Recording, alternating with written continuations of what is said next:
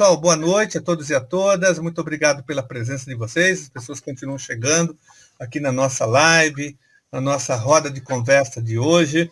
E hoje o nosso tema vai ser a farsa da educação integral, a farsa da implantação autoritária do que eles chamam de PEI. O que é PEI? É Programa de Ensino Integral, nome bonito, né, para um projeto farsesco, na verdade, do governo estadual, que o Rocieli está implantando na marra, colocando goela abaixo na rede estadual, afrontando a gestão democrática da escola pública, forçando as diretorias de ensino a assediar, inclusive, os profissionais da educação, os diretores, para que o projeto seja implantado na marra. É um projeto altamente excludente, porque ele exclui alunos, exclui professores.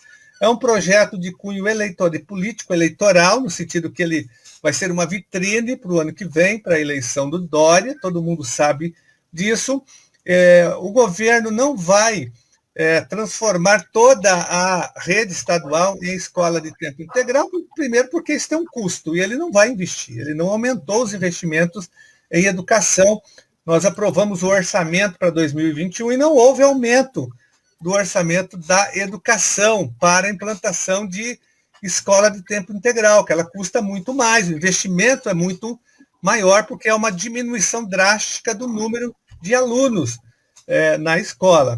Então é um governo, eu falo que o governo não, que é um projeto farsesco nesse sentido. Ele quer algumas escolas funcionando razoavelmente bem, para aumentar o nível de algum nível de aprendizagem, né, em relação à rede regular, para ele apresentar nas estatísticas do ano que vem, como a rede melhorou nas avaliações institucionais, a rede estadual. É disso que se trata esse programa, PEI, Programa de Ensino Integral. E hoje nós temos aqui para conversar, para debater esse tema, a professora Dora Silva, nossa professora da rede estadual, da subsede de Santo Amaro, da POSP, que tem feito esse debate, tem ido nas escolas, ido, entre aspas, né, tudo agora no aplicativo, Dora, a gente não pode ir, mas você é uma militante histórica aqui da Zona Sul, nossa colega, que tem debatido muito e atuado muito nessa questão, junto com várias outras pessoas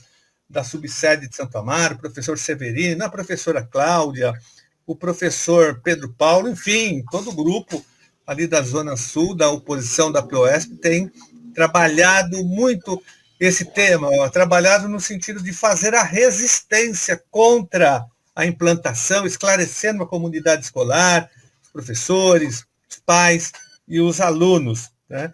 Estamos aqui também com a professora Luciene Cavalcante, que é supervisora de ensino, já foi professora, diretora, hoje ela é supervisora de ensino da rede municipal, está inclusive coordenando agora uma reunião de EJA da rede municipal, e a gente estava falando aqui, ela falou, olha, só que se fecharem escolas da rede estadual para a implantação da escola de tempo integral, não vai ter vagas para os nossos alunos da rede municipal aqui em São Paulo e em todo o estado, na verdade. Então, a PEI afeta frontalmente a oferta de vagas para os nossos alunos que estão se formando no ensino fundamental na rede municipal de São Paulo, em todas as redes municipais, e até mesmo na própria rede estadual, que também tem ensino fundamental, né? A Luciane é advogada, fez mestrado na Unicamp na área da educação. Estamos também aqui com o nosso escritor e educador, professor Edson Gabriel Garcia, tem mais de 70 livros escritos, é um grande escritor, conhecido. Os livros do Edson Gabriel estão nas prateleiras das bibliotecas, das salas de leitura de muitas escolas do Brasil. E o Edson Gabriel, ainda por cima, para fazer inveja a todos nós, além de ser escritor, educador, diretor de escola, né? Já trabalhou na rede estadual, na rede municipal, ele foi, gente, assessor do Paulo Freire, para fazer inveja em todos nós aqui. O Edson Gabriel trabalhou na gestão do Paulo Freire e do Mário Sérgio Cortella, na Prefeitura de São Paulo. Então, olha, fogo, né, Edson? Aí não precisa humilhar a gente também, Edson Gabriel Garcia. E o Edson é acompanhado esse debate, ele tem recebido muitas denúncias, tem conversado com muitos diretores, professores do estado inteiro. E o nosso vereador Celso Gianazzi, que é membro titular da Comissão de Educação da Câmara Municipal de São Paulo, tem também acompanhado, tem nos ajudado aqui nessa luta contra a implantação do programa de ensino integral, da farsa da escola de tempo integral na cidade de São Paulo. Eu vou, então, começar aqui passando a palavra. Luciane, você quer fazer uma introdução e depois você parece que tem que participar de uma reunião e voltar, não é isso? Você prefere falar agora? Eu preferia falar depois deles, porque eu estou terminando aquela outra reunião. Você vai para outra. Então, eu vou passar para o Celso fazer uma intervenção, depois a gente ouve a Dora, tá bom, Celso? Tá. Boa noite, deputado Carlos Gianazzi, boa noite, professora Dora, supervisora de educação Luciene Cavalcante, nosso educador Edson Gabriel. Boa noite a todas e todos que estão aqui nas nossas redes sociais nos acompanhando. É importante, primeiro, parabenizar o deputado Carlos Gianazzi aí por trazer esse debate, né, da PEI. A gente tem ouvido muito, quando a gente vai das escolas, corre muitas escolas. Sou membro titular da Comissão de Educação da Câmara Municipal e a gente tem visto muitas reclamações a respeito da PEI, que é o Programa de Ensino Integral, né, que é uma plataforma, aí, na verdade, a política do governador Dória. Na verdade, como foi falado aqui, o Carlos falou, é uma farsa, né? É uma farsa que está sendo colocada aí, porque, na verdade, é um programa excludente, exclui os profissionais da educação, exclui os nossos alunos, gente, os alunos que necessitam do ensino noturno. Como a Luciene Cavalcante acabou de colocar, ele conflita com a EJA, a Educação de Jovens e Adultos, que nós não teremos escolas à noite, para funcionamento à noite. Então, o que está sendo colocado, sim, os educadores que estão aqui, que vão poder falar muito sobre isso, o Edson, a Dora, o Carlos, que é educador também, a Luciene, mostrando que a realidade, na realidade, é impossível a implantação de um programa fictício como esse, né? Na verdade, nós não temos estrutura nenhuma para esse programa de ensino integral, né, da forma como está sendo conduzido, sem debate, inclusive, com os profissionais da educação. Essa é a verdade. Então, é um projeto marqueteiro, é um projeto excludente e é um projeto que vai detonar, vai acabar com a educação pública aqui no estado de São Paulo. Então, e esse modelo que vai ser implementado aqui, ele vai ser, o governador Dória, ele vai querer passar isso como exemplo para o Brasil inteiro, e isso a gente não pode admitir. Então, trazer aqui pessoas para debater, para mostrar a realidade do que não vai funcionar, isso não vai funcionar, porque é uma mentira, é muito importante. Então, estamos aqui, Carlos, para ouvi-los, os palestrantes aqui, trazendo as suas experiências, trazendo a realidade das nossas escolas estaduais. Tá, muito obrigado, Celso. Antes de passar para a professora Dora, que vai fazer a primeira intervenção, eu queria dizer que eu já acionei pela terceira vez o Ministério Público Estadual. Nós acionamos o GEDUC para que o Ministério Público faça uma intervenção urgente na SEDUC, no sentido de proibir essa forçação de barra e essa implantação autoritária que está sendo feita em plena pandemia. Ou seja, o secretário da Educação, esse Rocieli Ventral, está imitando o seu colega, o Ricardo Salles, que falou que tem que passar boiada na pandemia para destruir o meio ambiente. Esse passa a boiada para atacar a educação do estado de São Paulo. Então, ele está aproveitando a pandemia num momento de fragilidade, que não dá para fazer um debate como esse, onde esse tema não é uma prioridade agora. As pessoas estão tentando sobreviver, lutando pela vida, e o secretário coloca esse debate de uma forma oportunista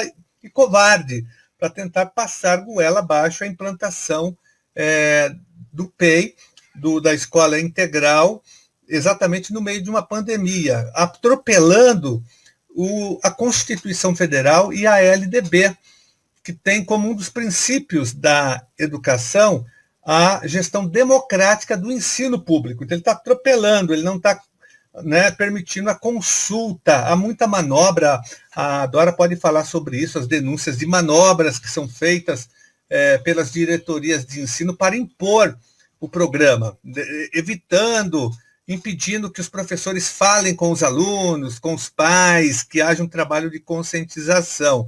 Então, por isso que nós acionamos o Ministério Público Estadual. Já tinha feito isso em 2019, o governo já vinha com o projeto, depois em 2020 e agora novamente. Nós acabamos de fazer esse pedido ao GEDUC para que o Ministério Público faça uma intervenção. E nós estamos também pedindo que o Ministério Público Estadual realize uma audiência pública, mas no MP, e convoque o secretário, o Rocieli Weintraub, tá? E convide também os professores que estão acompanhando esse debate. Então, essa foi uma iniciativa que nós já tomamos, porque a gente não só está debatendo, a gente também está tomando medidas o tempo todo, tendo ações contra a implantação do PEI. E também nós já convocamos o secretário de Educação para depor na Comissão de Educação, também contra essa medida autoritária. Quero deixar claro isso, nós estamos, pela Assembleia Legislativa, pelo nosso mandato, tomando medidas contra essa investida, novamente, do Rocieli, em relação à escola de tempo integral. E lembrar, Dora, que nós somos mais antigos na rede, o Edson se lembra, talvez você também, e eu, que nós somos um pouco mais antigos, que esse projeto é velho, né? Ele vem de 2006, quando o Gabriel Chalita era o secretário municipal de educação, ele implantou em 2006 a primeira experiência, que foi um fracasso total. Vocês se lembram que em algumas regiões do estado, o Ministério Público entrava com ação na justiça para suspender o projeto, porque não tinha alimentação, não tinha infraestrutura. As escolas se transformaram na gestão do Chalita, na gestão Alckmin-Chalita, em depósitos de criança. Não tinha estrutura nenhuma. Eu me lembro, na escola Maestro Calia, no Jardim Primavera, onde eu morava, me chamaram uma vez, as mães me chamaram, porque elas tinham que levar marmita na hora do almoço para os alunos. Almoçarem, porque não tinha só a merenda seca, o aluno ficava lá 7, 8 horas na escola. Enfim, aí nós fomos acompanhando todo esse debate, as escolas carecem de infraestrutura adequada, enfim, mas, assim, então, por que nós somos contra? Primeiro que a forma de implantação já começa errada, afrontando a decisão da comunidade escolar, afrontando o princípio da gestão democrática.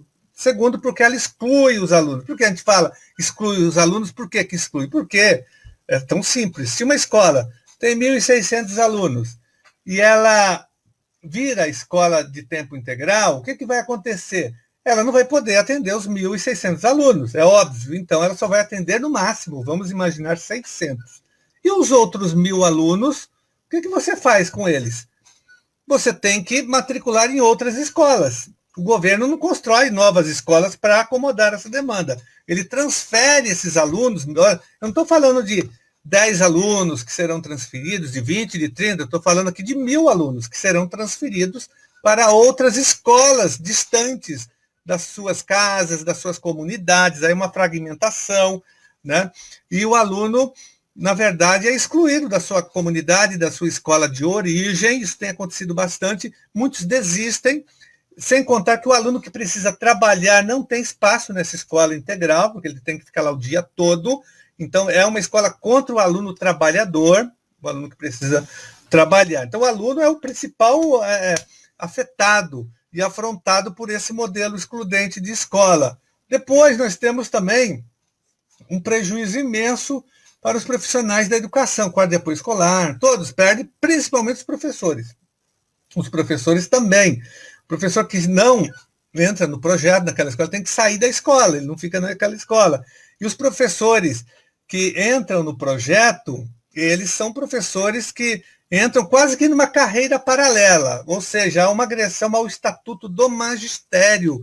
O Edson Gabriel se lembra, Dora também, que nós conquistamos em 85, na gestão Montoro, né? Foi uma luta da categoria, que depois foi desfigurado pela Rose Neubauer, teve todo. Mesmo assim, ele ainda funciona minimamente com todos os ataques que ele recebeu durante todos esses anos das gestões do PSDB. Então, você tem um outro regramento de contratação de professores, onde o professor ele fica numa situação, Edson, quase que semelhante a de um professor contratado por uma escola particular, sem direito de liberdade de expressão. O professor não pode fazer greve, não pode ser crítico, não pode falar, porque senão ele não vai se adequar ao perfil. E aí, no final do ano, ele é mandado embora da escola, porque ele não tem a estabilidade naquela escola. Ele tem que se adequar sempre ao perfil. A avaliação é feita anualmente. Então, todos ficam numa situação difícil de instabilidade, né? Aí o governo acena que o professor vai ganhar um pouco mais, R$7.000, né? Por 9, aí com os descontos, R$7.000, talvez a Dora possa falar um pouco mais sobre isso. O professor vai, só que ele não incorpora no salário, ele não leva isso para a aposentadoria, ele perde o vale-refeição, vale-transporte, perde tudo isso. Então é uma ilusão, mas eu acho que a Dora pode falar mais sobre isso. Então, todos perdem com esse projeto, gente. O aluno perde, o professor perde, o agente de organização escolar perde, ninguém ganha com esse projeto. Dora, eu vou passar para você, professora Dora.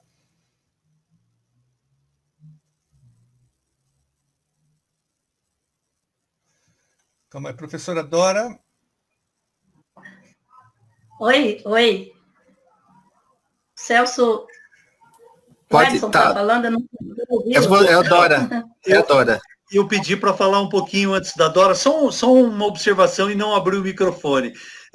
Eu quero fazer um protesto. O deputado Gianazzi nos chamou aqui para falar, e, na verdade, a fala dele, ele já falou tudo que tinha que falar. Então, eu acho que, provavelmente, quando chegar a minha vez depois da Dora, eu vou falar só boa noite, gente, foi uma ótima sexta-feira e tal, e vamos para casa, né? É isso, mas vamos ver se sobra um pouco para mim depois da Dora. Vai lá, Dora. Aí congelou a imagem. Congelou a imagem do Carlos. É para não falar mais. Primeiramente, boa noite. Dizer que é uma honra estar aqui com essas pessoas que tanto lutam, né? Carlos Gianazzi, que faz ali da Alesp realmente a casa do povo no sentido da palavra, né? Celso, muito prazer estar aqui junto com você, nesse debate tão importante. E a do Edson Gabriel aqui, essa honra de estar aqui próximo. Ainda bem que vamos falar primeiro que você, viu? Então, é um momento bastante complicado para nós, né? Primeiramente, esse momento que nós estamos vivendo aí, uma pandemia, né, que está cada vez mais abrangendo, levando pessoas, e um momento tão delicado, e a gente tendo que fazer esse debate, que é também uma afronta, né, e que vem trazendo para nós, além de estar passando por esse momento tão delicado, a gente também está nesse momento delicado de debate desse programa, né, de ensino integral do governo do Estado. O Carlos falou, né, do tempo que vem sendo já implantado, as tentativas que vêm sendo feitas. Primeiro foi o ETI, né, chamado ETI, que tinha a mesma proposta. E o Carlos falou que não tinha alimentação na escola, que não tinha infraestrutura, né? Mudou nada não, viu, Carlos? Eu ainda estou lá na sala de aula, né? Aliás, em vias de me aposentar aí no segundo cargo, e sim, visitando, não agora, com tudo que nós estamos passando, e aí torna mais difícil essa nossa entrada para o debate, né? E a gente, a algum custo, estamos conseguindo debater. Em algumas escolas conseguimos fazer participação nos conselhos, em 2 escolas a gente já conseguiu esse ano. E lembrar que esse projeto vem, como eu disse, nessas tentativas de serem implantados, E a gente tem feito estudos, né, para não ficar aqui na falácia, porque só falam contra. Então, a gente tem feito, e a gente já fez estudos, formação e bastante estudo com os materiais da REPU, que é a Rede Escola Pública e Universidade. Agradecemos muito a parceria desses grandes mestres, pesquisadores das universidades públicas, e viva a escola pública, né? Eduardo Girotto esteve conosco, Fernando Cássio, recentemente conosco, e falar aqui a todos os ouvintes, né, e que estão nos acompanhando, que consulte www.repu.com.br, e está bem, os slides bem expostos, né, bem simples da gente entender o quanto é prejudicial este projeto, né, esse programa de educação integral. E a SEDUC, as diretorias de ensino, os gestores que defendem, aqueles que defendem o projeto como ele está, antes, porém, eu quero dizer que nós não estamos aqui defendendo contrário, somos contra por ser contra, não. A gente é favorável à educação integral e inclusiva, né? Viva Paulo Freire, né? Agora, o que nós temos é um programa que, em vez disso, é excludente, né? Em vez de incluir, exclui. E como eu estava dizendo, a Secretaria da Educação, as diretorias de ensino, eles pautam em dois pontos para defender. Primeiro, os resultados, meta. O resultado dos alunos das PEIs são melhores do que os das escolas normais. E o outro ponto é a valorização profissional, melhores condições de trabalho para o professor. Então, são esses dois pontos que eles pegam para poder confundir ou para poder atrair. E falar em atração, lembrando bem que na última formação que tivemos aí com o Fernando Cássio, ele trouxe isso, né? Já estamos numa terceira onda de implantação de improviso do programa, né? Por que de improviso? Porque, apesar de lá na época do ETI não tinha estrutura, não tinha condições, hoje continua do mesmo jeito, não tem comida também de qualidade, aquele aluno que precisa de alimentação específica também não tem, mas fácil, vamos buscar na escola do lado, que já está sucateada, então vamos lá buscar. Mas aí, trazendo as apresentações da SEDUC e daqueles que fazem a defesa, porque convidam, né, os professores, alguns professores, alunos e gestores das escolas PEIs para poder fazer os debates nos conselhos defendendo o programa. E como a gente vive, né, num espaço democrático, a gente respeita, a gente entende e a gente vai para o debate. Porém, os professores que estão nessa luta, né, todas as pessoas alguns pais, a comunidade, né, e principalmente os professores de fato, que vão para a luta e fazem o debate contrário à implementação de improviso do programa PEI, eles são perseguidos, né? Nós recebemos, a POSP recebe, que eu sou aqui da POSP Santa Amaro, e a gente abrange aí 3 diretorias de ensino, mas a gente está em contato com as demais subsedes do sindicato. E a gente recebe a todo momento as denúncias. Nós agora mesmo vamos buscar apoio jurídico, por quê? Porque professores que participaram de conselhos de escola o ano passado, em determinadas escolas, que reprovaram o programa PEI, estão sendo intimidados, eles estão sendo convidados às diretorias de ensino para prestar esclarecimentos, né? Como se eles tivessem feito manipulação. Nós temos aí, sabidamente, as formações dos conselhos, esses colegiados que são tão importantes, e eu rogo aqui à comunidade escolar e aos conselhos que podem ainda opinar, né, que ainda podemos opinar sobre esse programa, que faça as leituras, que busque as informações, para além daqueles que apenas defendem um projeto tão excludente. Então, voltando aí na questão do aluno ser melhor avaliado, vamos lá. lá pelo ETI, bem antes de 2012, já diziam, quando tinha as avaliações para cumprir metas, né, externas aí, para cumprir metas, já dizia, olha, alunos do noturno fazem as notas, fazem a média cair, faz o IDESP cair. Então, já tinha isso, olha só, o noturno. Então, nós temos aí o noturno, quem está no noturno? Alunos do ensino médio, que precisam trabalhar, e alunos de EJA, que já estão, né? Então, eles já começaram ali a ir reduzindo a quantidade de alunos na EJA. Aí, começou, a partir de 2011, um processo de fechamento de noturno. Então, esse programa, ele já vem sendo arquitetado há muito tempo, porque o que está em jogo é a demanda. Não tem demanda, mas essa demanda também é redirecionada, e a demanda também, eu posso tirar esse aluno da escola de alguma maneira, vamos fechar noturno, né? E aí, fechando escolas em períodos noturnos. Então, é o momento de implantar de improviso o programa PEI, fechando noturno. E com o fechamento de noturno, nós temos, então, alunos que, como EJA e ensino médio, que mais precisam, fora. Então, vamos pegar a PEI, não tem noturno.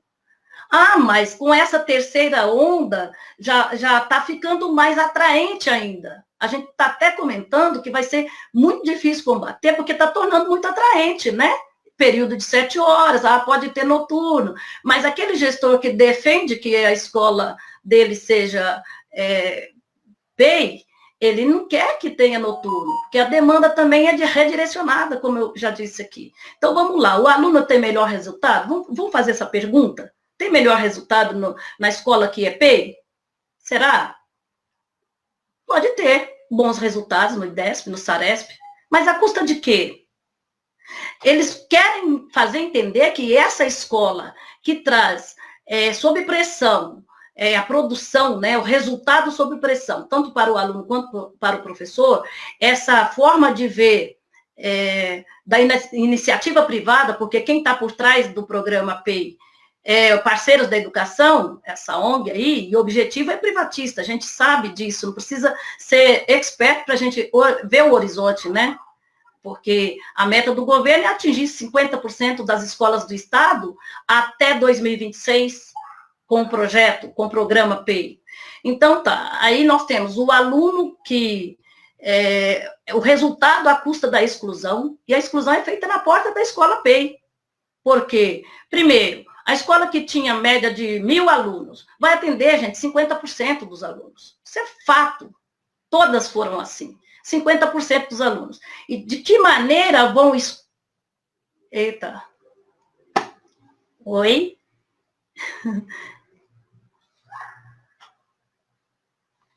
Oi? E de que maneira vamos escolher esses alunos? De que forma serão escolhidos esses alunos? À custa daqueles alunos que não podem estar na escola, né? À custa dos alunos que não podem estar dentro dessa escola. De que maneira? Aqueles que mais precisam, que precisam trabalhar. Além disso, o projeto não tem espaço para o aluno com necessidades especiais, né? Não tem espaço. E o aluno é o tempo todo sob pressão. Olha, se não produzir, não fica aqui. Se não der resultado, não fica aqui. E dessa forma, nós temos aí um grande problema com o fator também da chamada dos professores, dizendo que eles vão ter 75%, que eles vão ter mais recursos. Esses 75% que falam, desde que vieram, nós estamos numa defasagem de salário tão grande que chega a ser afronta, chega a ser imoral falar que vamos ter 75%, que o professor lá no programa, né, na escola PEI, ele vai ter 75% a mais. Vamos imaginar, tem diretores que já trabalham, todos os diretores trabalham 8 horas. Olha, diretor da PEI, você também trabalha 8 horas. Por que os diretores que também já trabalham 8 horas também não têm essa gratificação de 75%? Então, o governo ele não está preocupado, né? Ele não está preocupado com como vão ficar os professores, como vão ficar esses alunos. Ele está preocupado em passar esse projeto.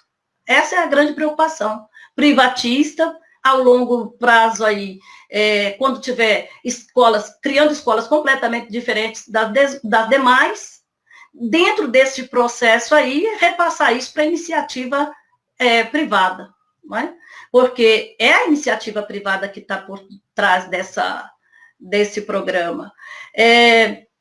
A gente tem visitado escolas, temos tentado participar, né, das reuniões de conselho e pedimos aos pais, aos alunos de ensino médio que combatam o projeto. Nós queremos, sim, educação integral com melhor avaliação, porque nossa meta é ter menos alunos na escola, menos alunos na sala de aula, né? Não é mais alunos fora da escola. Como é que uma escola, a gente vamos transformar em PEI, um programa que atenda a todos? Opa, vamos rever tudo que tem que ser revisto? Porque precisa fazer aí as revisões. Esses tópicos que a SEDUC traz de resultados para o professor, como é que fica? Professor que ganha 75% a mais aí nessa... eu vou falar que é farsa, porque o professor ele é submetido à pressão o tempo todo, não é? À custa da segregação de outros. Eu não posso ficar se eu tenho um segundo cargo. E nós queremos, sim, ter um salário melhor.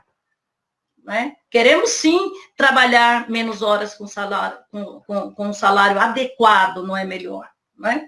Mas de que maneira que vai acontecer isso? Comunidade escolar, como é que pode fazer, né? Nós tivemos uma pergunta de uma mãe, professor, como é que a comunidade escolar pode falar sobre isso? Pode enfrentar esse projeto? Primeiro, dizendo não e mostrando o que a escola, de fato, precisa.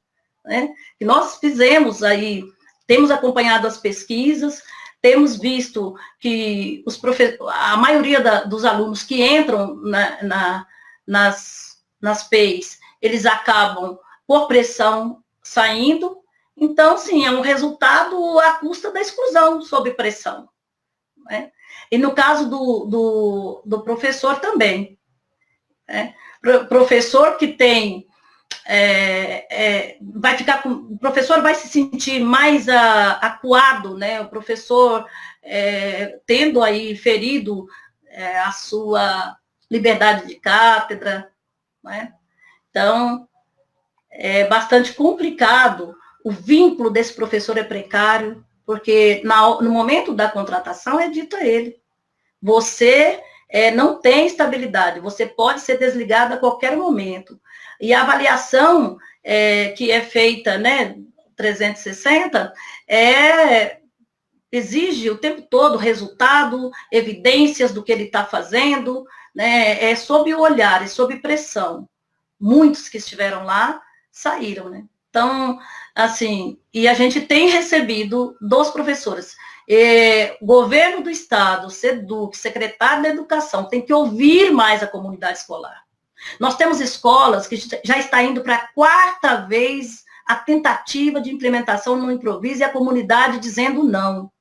A comunidade negando e eles improvisando de novo e tentando implementar de novo. Ou seja, implantar a todo custo, para além da comunidade escolar, do que satisfaz a comunidade escolar. Então, um desrespeito absurdo o que estão fazendo com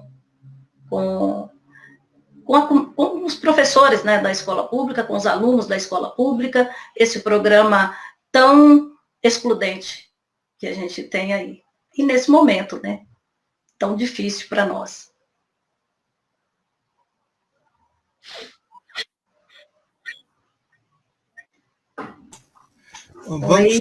Oi, tá me ouvindo? Estou sim. Tá, obrigado, Dora. Eu vou passar então agora para o Edson Gabriel Garcia. Edson, é com você. Então vamos lá. Boa noite, Carlos Gianazzi, Celso Gianazzi, essa dupla imbatível esses dois parlamentares que honram a política com P maiúscula, que estão em todos os lugares, às vezes ao mesmo tempo, né, Celso? E não é, Carlos? Uma atuação impressionante, e não é à toa que tem o reconhecimento de toda a classe dos professores, principalmente da educação, pelo seu trabalho, pela luta pela escola pública de qualidade, gratuita, uma escola inclusiva. Um prazer também estar junto com a Dora. Eu conheço a Dora já de algum tempo, e a gente sabe do esforço, do trabalho dela, do carinho, da atenção e da reflexão que ela consegue fazer, e fez uma excelente reflexão, tentando organizar no pensamento dela, organizando o pensamento dela, pegando esses movimentos todos que às vezes escapa do olhar mais desatento, né? E um prazer muito grande também estar com a Luciene Cavalcante, essa jovem, de quem eu sou fã declarado, e que vem aí, não mais se preparando, mas já rigorosamente preparada para pegar o bastão e assumir com essa energia que às vezes já tem faltado um pouco para nós no calor do avanço da idade, né? Eu quero falar um pouco, eu vou tentar pegar um pouco do que não foi falado, mas acho difícil, depois da fala do deputado. Ainda bem que eu não vou falar depois da Luciene, porque aí, então, gente, aí não tinha mais para ninguém, né? E eu vou tentar falar um pouco dessas coisas aí, vou reforçar alguma coisa que já foi dita por vocês, mas tentar fazer algumas colocações que ainda não foram feitas, né? E lembrar no ano que nós estamos vivendo, 2021, que é o ano em que nós comemoramos, e muitas ações acontecerão esse ano, até setembro e a partir de setembro, porque, se vivo, o professor Paulo Freire completaria 100 anos. Então, este é o ano do centenário do nascimento do Paulo Freire. E é um dado bastante interessante, que 2020, que não terminou ainda e vem se colocando ao lado de 2021, como 2 anos, e esse 2021 tem se mostrado espetacular nisso, no sentido de acabar, de destruir, de roubar muitas das conquistas nossas que nós tivemos aí, principalmente de 30 anos para cá, conquistas que achávamos que estavam solidificadas, estamos vendo que não estão tão solidificadas desse jeito, e a gente tem que continuar na luta, e lembrar sempre Paulo Freire, né? O professor Vitor Paro, na live de quarta-feira, que esteve maravilhosamente conosco aí, ele dizia um pouco disso, dessa necessidade de luta constante, dessa presença nossa em busca das questões básicas da educação, para que a gente não perca o ânimo, para que a gente não se entregue, para que a gente não fique sempre buscando desculpas, mas que esteja à frente na luta, e coisas como essa que o Paulo Freire lembrava muito, que o Paulo Freire escreveu muito, que o Paulo Freire sonhou muito, né? E acho que eu tive, como o Carlos disse, o prazer de trabalhar na equipe dele, não cheguei a assessorar diretamente o Paulo Freire, nem tinha bagagem e competência para isso, mas trabalhei junto e bebi muito das coisas que ele pensava, e muitas das coisas que a gente ainda acredita e luta, e acho que são coisas assim que elas se inscrevem na necessidade do Brasil deste momento, e que nós estamos perdendo um pouco dessas coisas, né? E por isso a luta tem que ser frequente e necessária o tempo todo. Mas eu queria colocar o seguinte, que o PEI, como ele vem se colocando hoje, a Dora já falou um pouco disso, o Carlos também, mas é bom lembrar, o Carlos lembrou lá do Chalita, a Dora falou do ETI, ou ET, como alguns chamam, né, que é a Escola de Tempo Integral, que é um projeto que começou, ele tem algumas diferenças do programa de ensino integral, mas quando lá na época do Hermann, 2011, por aí 2012, quando se começou essa história de adesão ao PEI, as escolas de tempo integral, que não eram tão, o projeto não era tão draconiano no sentido por exemplo, da carreira do professor, não criava grande cisma na grande divisão na carreira, mas ela foi absolutamente deixada de lado, esquecida, né? Se lembraram agora, e parece que estão chamando as escolas de tempo integral para também optarem, se quiserem, aderirem ao PEI, né? Mas elas ficaram à deriva, sem alimentação, sem servidores, sem contratação dos professores para fazer o contraturno, dos oficineiros, essa coisa toda absolutamente esquecidas. E nós recebemos inúmeras reclamações com relação a isso. Mas eu quero dizer que essa questão do PEI, e essa força, esse forçamento de barra até onde for possível, porque eles não vão ter condição de transformar todas as escolas da rede em PEI, ela se inscreve em alguma coisa maior que eu chamo de enxugamento da rede, né? Não é uma coisa gratuita, não é um projeto magnânimo, uma coisa interessante, vamos melhorar, vamos atender aquela reclamação de educadores desde muito tempo atrás, que querem os alunos mais tempo na escola, com tempo de qualidade, com inclusão, com uma escola boa, uma escola alegre, melhor, não tem nada disso, né? Na verdade, é uma visão que veio aí nessas últimas décadas nos governos tucanos aqui em São Paulo, ela veio se inscrevendo nessa questão, nessa ótica, nessa perspectiva do enxugamento da rede, o enxugamento minimamente com o objetivo de diminuir a aplicação de dinheiro em cima disso. E aí é bom a gente lembrar, então, daquela que foi a glória e a queda ao mesmo tempo do secretário Hermann, que é a reorganização pedagógica das escolas. Ele não se... E naquele momento nós tivemos uma participação muito grande dos alunos na negação a isso, né, que acabou causando aí a queda do Hermann, que era mais ou menos nessa direção, enxugar, diminuir turno, enxugar classe, diminuir e aumentar o número de alunos por classe. Quer dizer, sempre você tem essa ótica de diminuir o custo, não de qualificar a educação, né? Nós tivemos isso, já vem também, é uma coisa já bastante antiga, que tem muita discussão por trás disso, que é a história da municipalização do ensino, da educação, municipalização. E isso vem, às vezes passa um, esquece, outro volta e tal, mas na época do Serra, lembrando quando o Serra foi governador, ele pegou isso pesado, ele pegou isso para valer na história da municipalização e ele forçava os prefeitos, aí havia trocas, e a gente sabe, quem conhece um pouco a atividade política sabe que os prefeitos vivem, é uma metáfora triste, mas é verdade, os prefeitos, principalmente de cidades pequenas, vivem com um pires na mão e eles trocam qualquer coisa, né? Desde trocam 6 por meia dúzia, trocam 6 na promessa do governo quando municipaliza por 2 e tal, mas naquele momento imediato a coisa atende.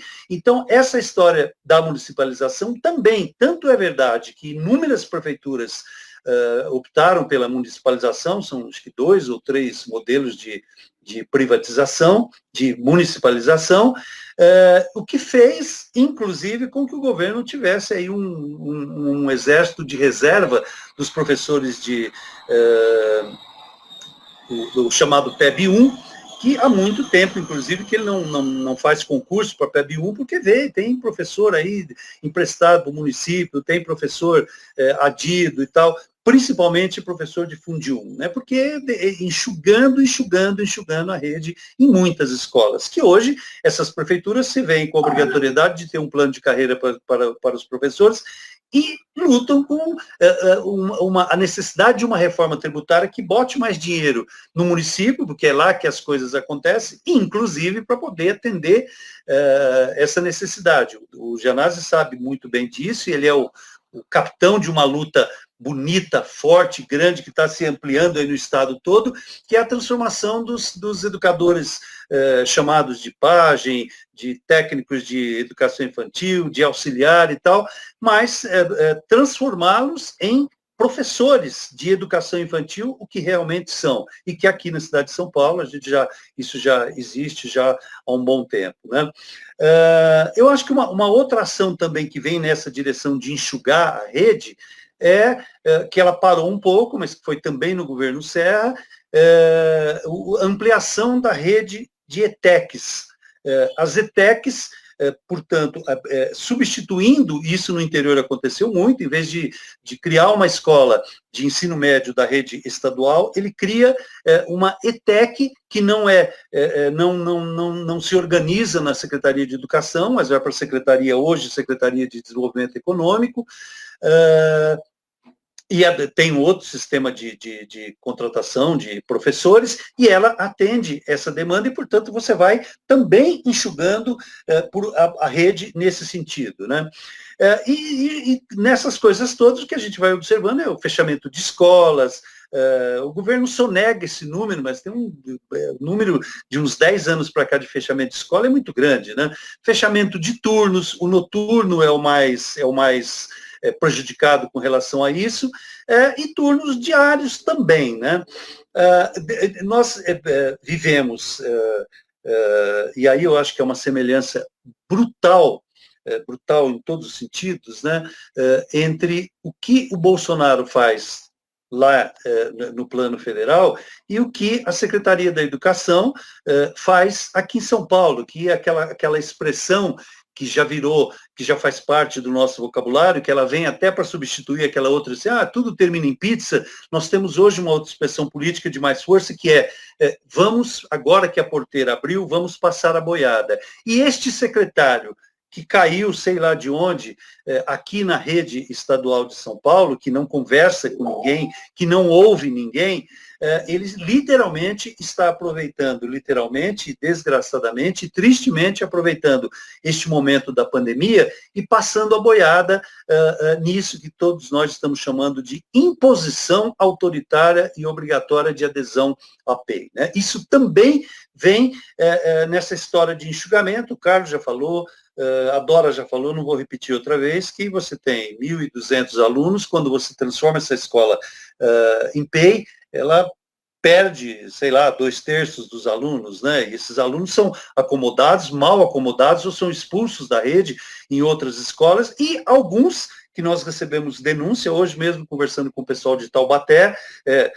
em Taubaté, principalmente as escolas que aderiram ao PEI de ensino médio estão esvaziadas, porque os alunos precisam ajudar em casa, precisam ajudar o pai, algum trabalho que o pai tem, comércio, lavoura, alguma coisa, e o horário de PEI não atende esse aluno que existe, que ainda tem a necessidade de trabalhar e ajudar a compor o orçamento de casa, né?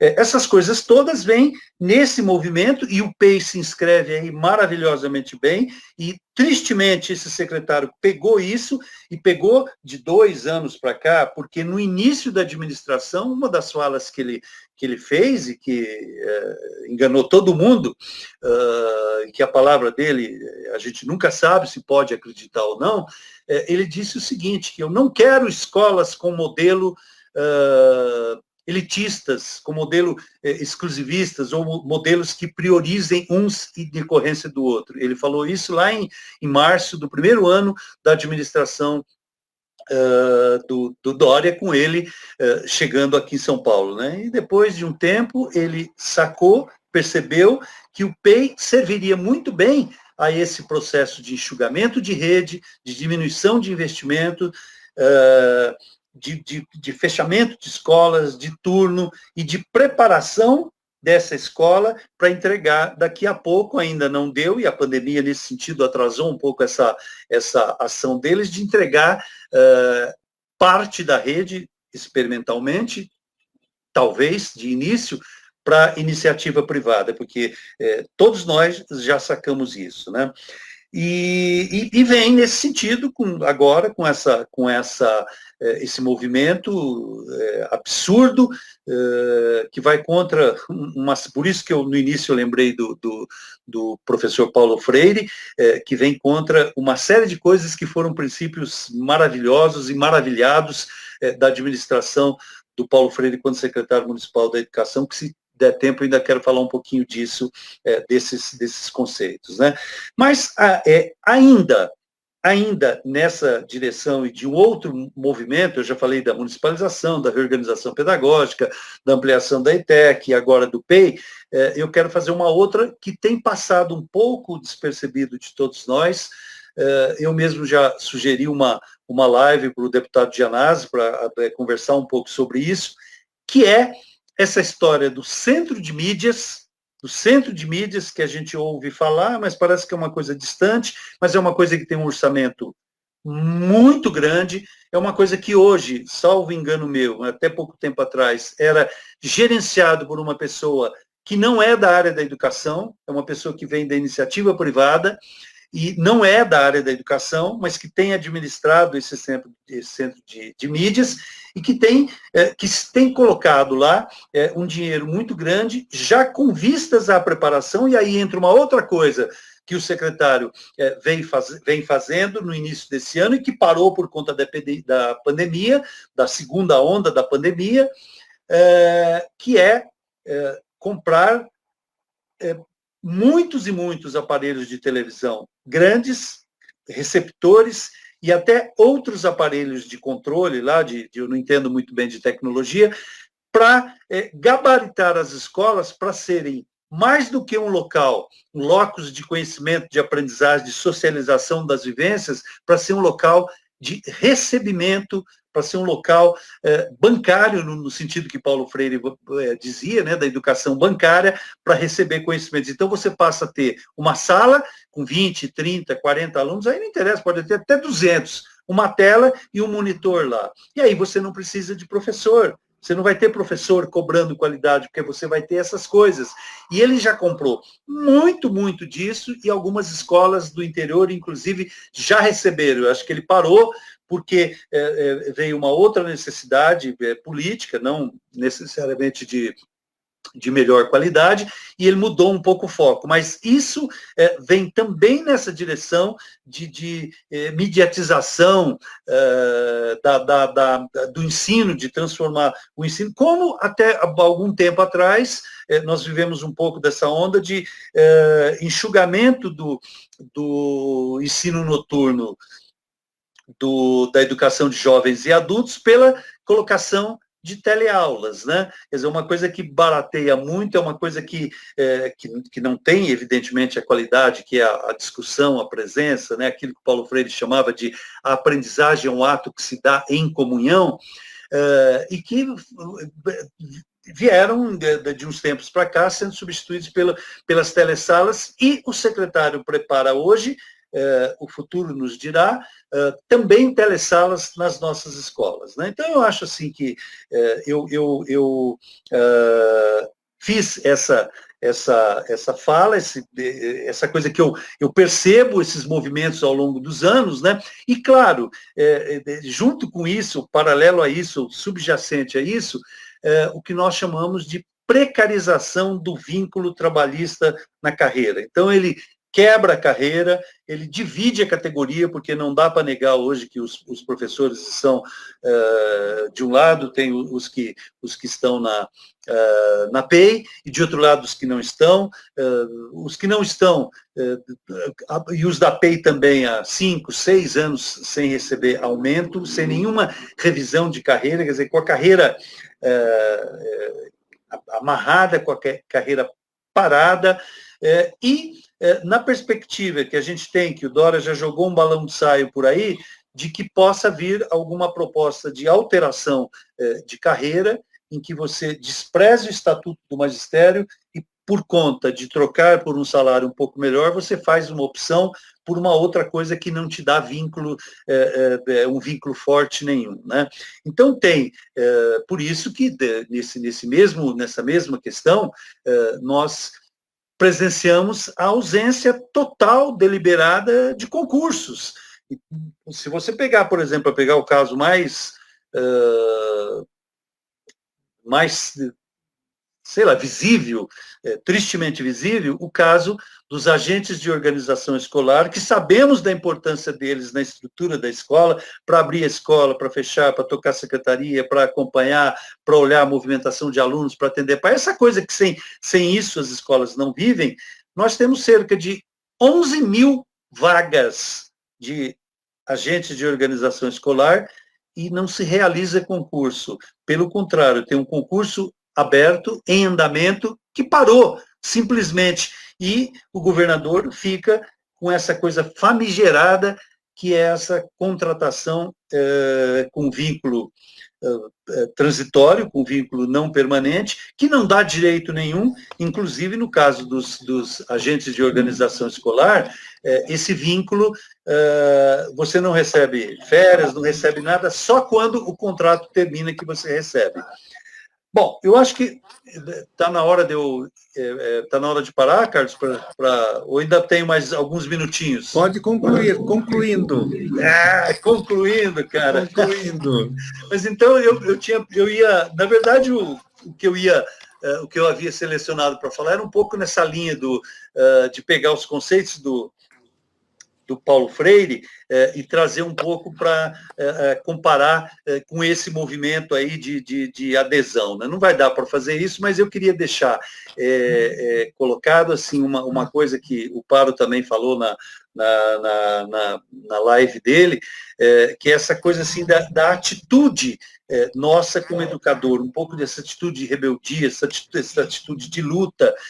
E eu acho que o vínculo proposto nas PEIs, nas escolas que aderem ao programa de ensino integral, ele é um vínculo que coloca total submissão, desaparece o espírito crítico, desaparece a rebeldia, desaparece a atividade sindical, desaparece qualquer possibilidade de você se tornar um sujeito do seu processo pedagógico, do seu sujeito, do seu projeto pedagógico. Então, você é um carinha que está lá para cumprir ordens. E se você não as cumpre, você é assediado, você é exonerado, e nós temos aí, chega para a gente diariamente, casos de professores que são exonerados, simplesmente porque peitou alguma coisa, porque ele não quis, porque ele não concordou. Um caso exemplar do professor Ulisses, de uma escola de Apiaí, e que está sofrendo processo de exoneração porque ele ousou levar,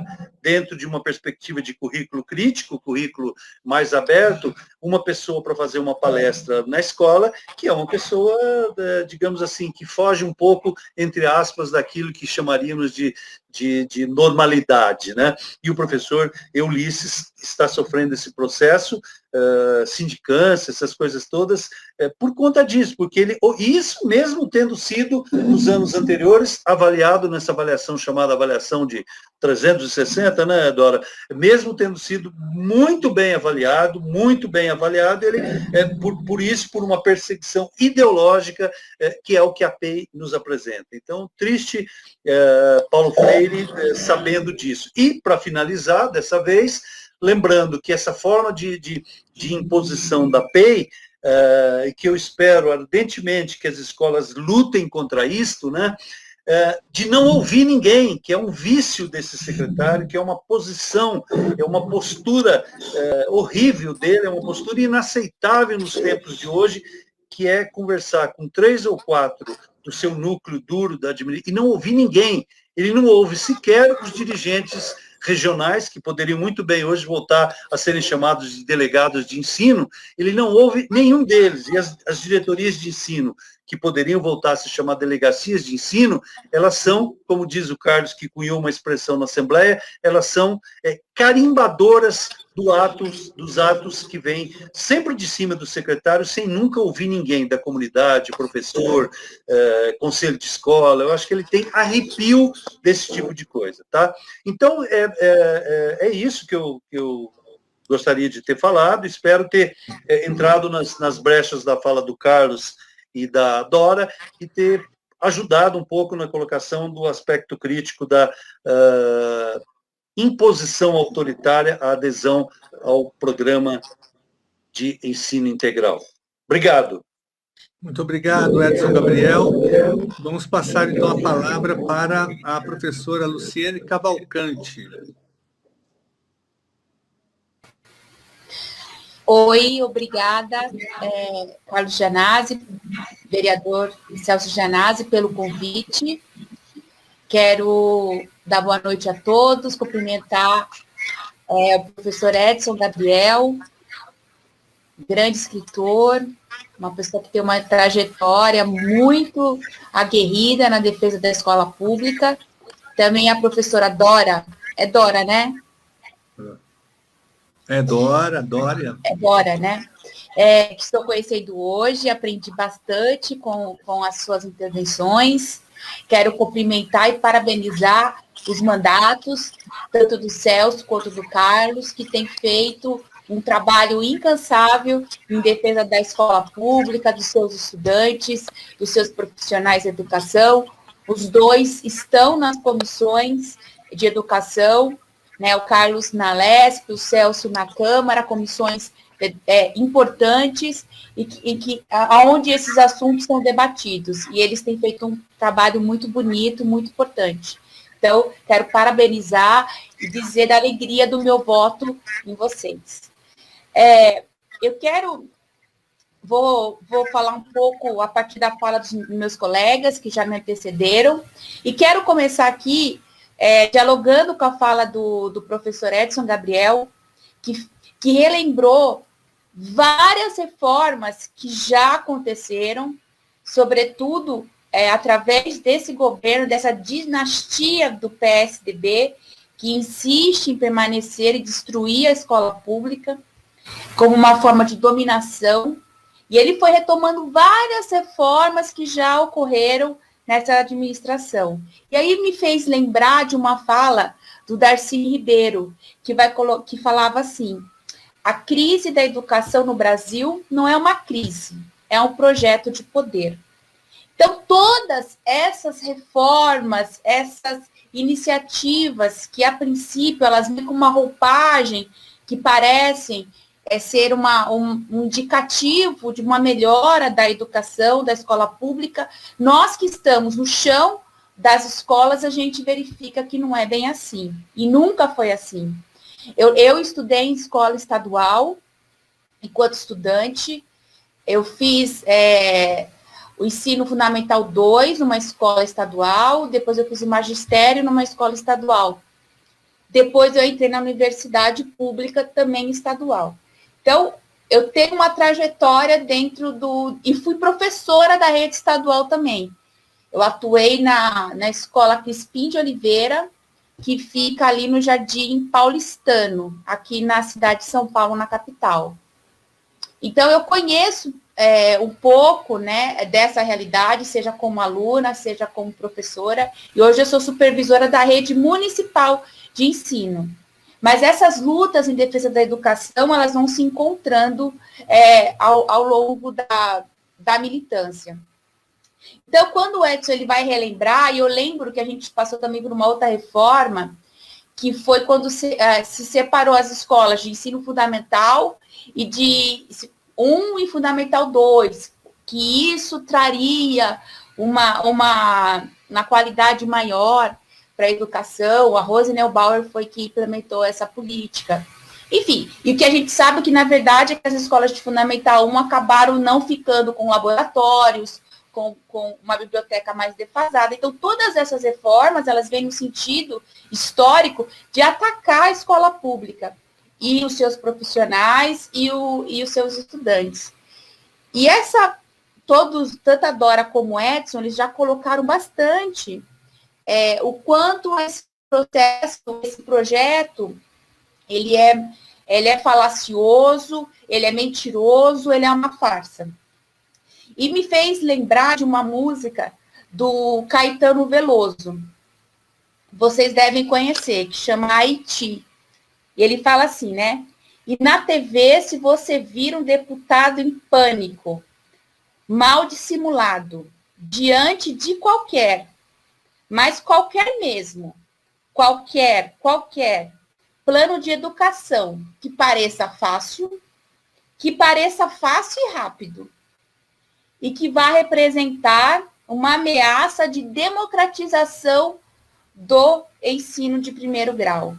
Então, eu fui lembrando de tudo isso, ouvindo a Dora e o Edson falar, porque do jeito que o Dória e que esse secretário colocam, né, que a gente vai no meio de uma pandemia, aonde as famílias, né, a gente tem metade das famílias do Brasil todo que não estão comendo a quantidade de nutrientes que elas precisavam, com 19 milhões de pessoas passando fome, que não têm o que comer, com os alunos que não conseguem acessar o ensino remoto, com o governo, porque o Dória ele entrou na justiça para que todos os alunos não tivessem acesso à merenda escolar.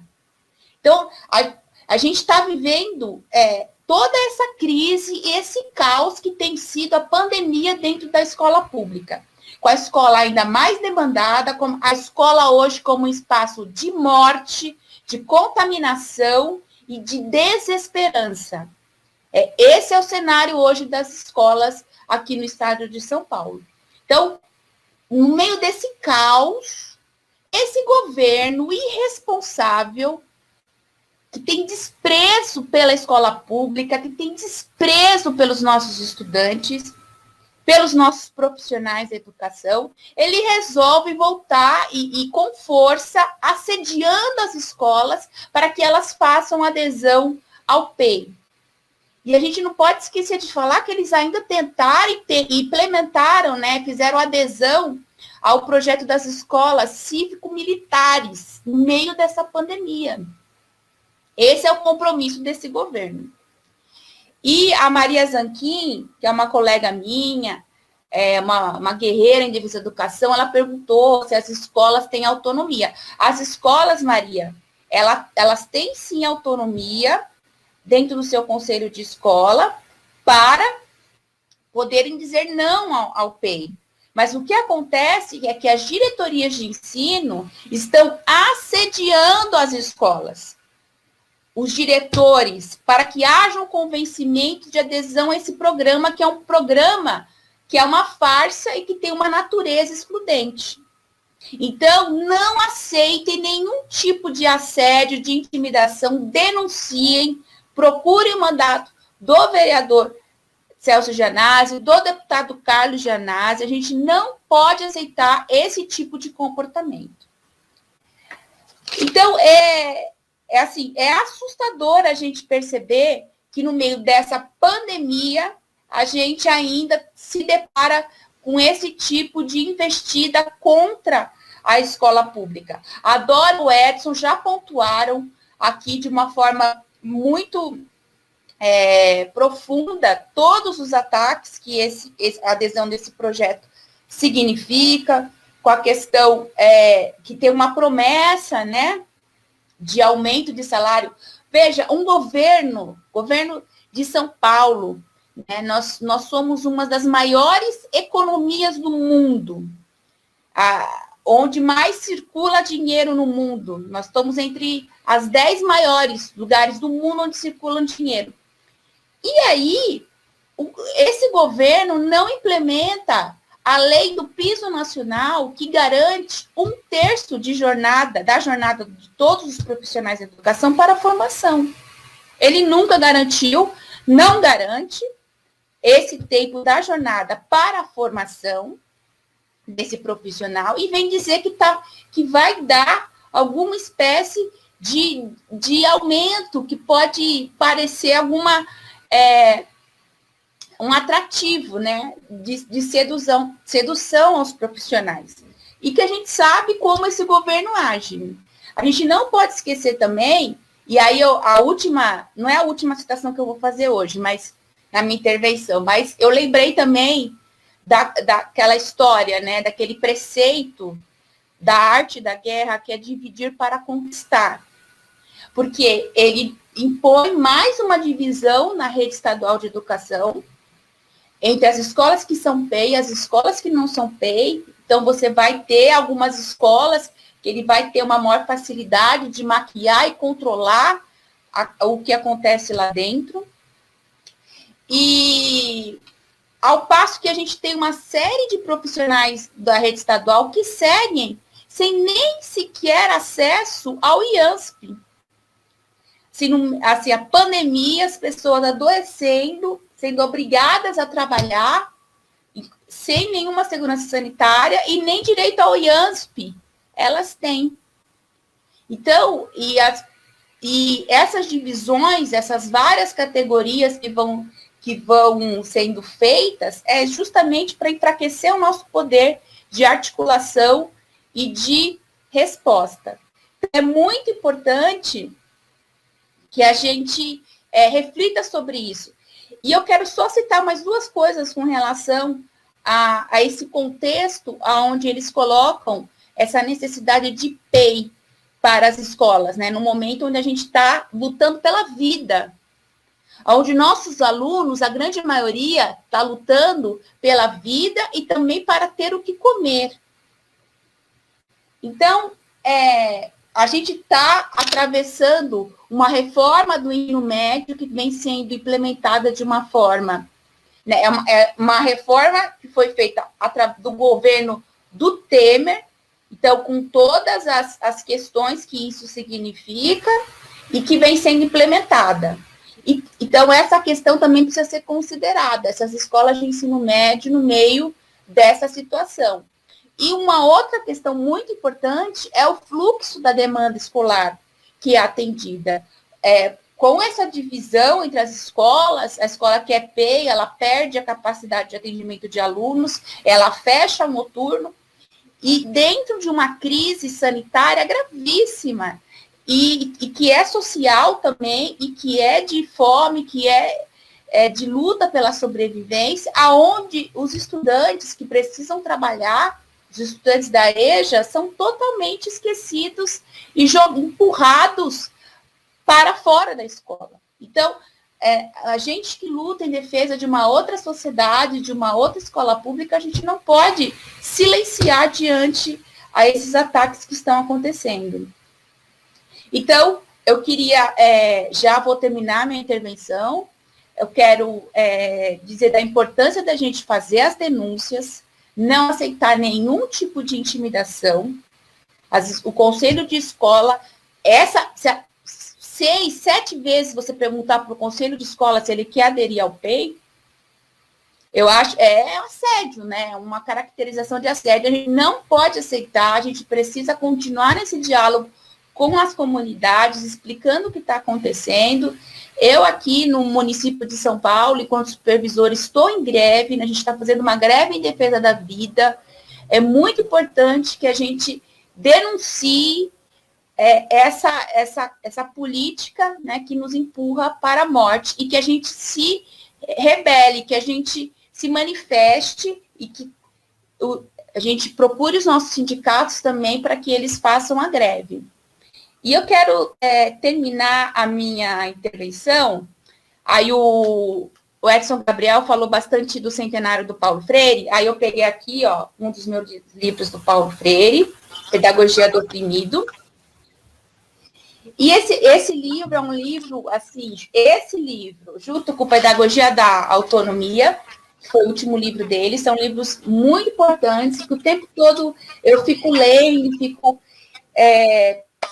para me ajudar a entender esse contexto da educação. E quando o Edson começou a falar assim, dessas televisões, dessa forma de fazer uma espécie de educação, eu lembrei assim, né, que os dominadores... tá pedagogia na outra versão, né? Nos defenda, né? Eles têm o monopólio da palavra, com que mistificam e massificam e dominam. O monopólio da palavra, o monopólio de quem fala, foi isso que você denunciou, Edson, através dessa política das aulas, através da televisão, e de você fazer uma investida nisso, ao invés de garantir internet, computador para todo mundo, ela vai no encontro dessa situação que o Paulo Freire coloca nesse livro, né? Que os dominadores, eles detêm o monopólio da palavra com que mistificam, mastificam e dominam. E que a nossa, para quem defende uma outra sociedade, uma outra educação, uma educação emancipadora e libertadora, a gente quer que os nossos estudantes, eles tomem a palavra para si, que eles possam se autobiografar, para que eles possam ser donos de suas palavras, conhecendo, ampliando a sua visão de mundo e podendo avançar dentro desse universo. Então, eu termino com essa intervenção do Paulo Freire, e que a gente precisa lutar e resistir e não se calar. Eu acho muito importante a gente estar sempre junto e que nós somos poucos, assim, né? Poucos não, né? Somos bastante, mas a gente tem muita força quando a gente se une, a gente fica mais forte. É isso, obrigada. Obrigado, Luciene, muito bem. Olha, está todo mundo mostrando o livro do Paulo Freire, eu vou mostrar o meu também, que eu estou fazendo aqui, ó. Quando o governo quer taxar o livro... Não pode taxar. Agora, esse ano são 100 anos do Paulo Freire. Nós temos que comemorar bastante a obra e a vida de Paulo Freire. Viva a vida de Paulo Freire, né? E todo o seu legado que permanece vivo em todos nós, educadores, libertadores e emancipadores. Olha, eu quero agradecer muito a participação de vocês, mas antes, dizer o seguinte, para fazer um fechamento rápido, olha, são duas coisas, são duas frentes de luta contra a imposição autoritária da farsa da escola de tempo integral. A primeira delas é na própria escola, na própria comunidade escolar. É muito importante que todos os educadores e educadoras façam um trabalho de conscientização junto com os alunos, junto com os pais, para que essa proposta seja rejeitada. Nós temos que apresentar o outro lado da proposta, porque o governo vai, através dos seus técnicos, das diretorias de ensino, né, com uma visão que não é a real.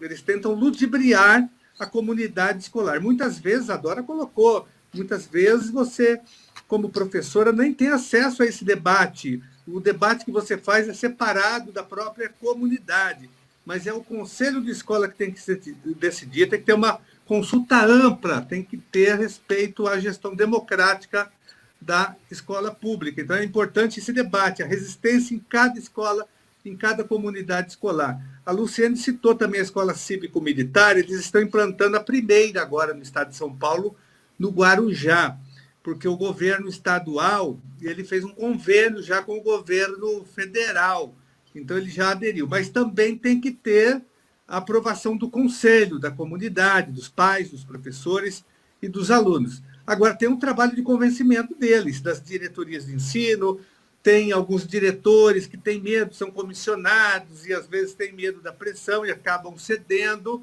Então, é muito importante a mobilização local, cada escola fazendo esse enfrentamento. Nós estamos, como eu disse no início da live, da conversa, tomando as providências. Eu já entrei com uma representação no Ministério Público Estadual, nós vamos agora solicitar uma audiência pública lá no Ministério Público, na GEDUC, para que o secretário, inclusive, seja convocado, porque ele está agredindo o princípio constitucional da educação. Então, essa é uma medida. A outra medida é a convocação que eu fiz também ao Rocieli Ventralb na Comissão de Educação da Assembleia Legislativa, da qual eu sou membro titular. Então, são duas frentes de luta, uma no Legislativo e outra na base, na escola, fazendo debate e esclarecendo a verdade para toda a comunidade escolar. A Luciane colocou muito bem os alunos do ensino fundamental que estão se formando agora, sobretudo os alunos de EJA, de Educação de Jovens e Adultos, vocês até estavam numa reunião.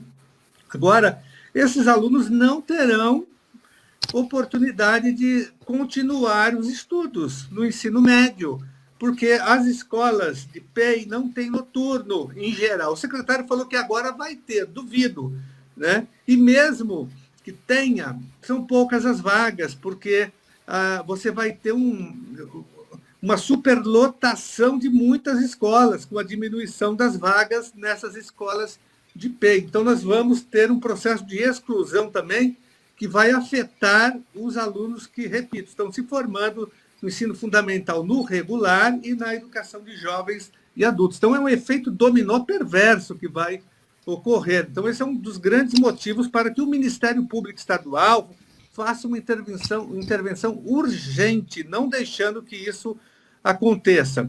As diretorias de ensino de todo o estado, as 90 e poucos diretorias, estão fazendo listas de escolas que ela sugere, ela apresenta. O fato dela apresentar não significa que a escola tenha que aderir. Por isso que esse trabalho de resistência é importante.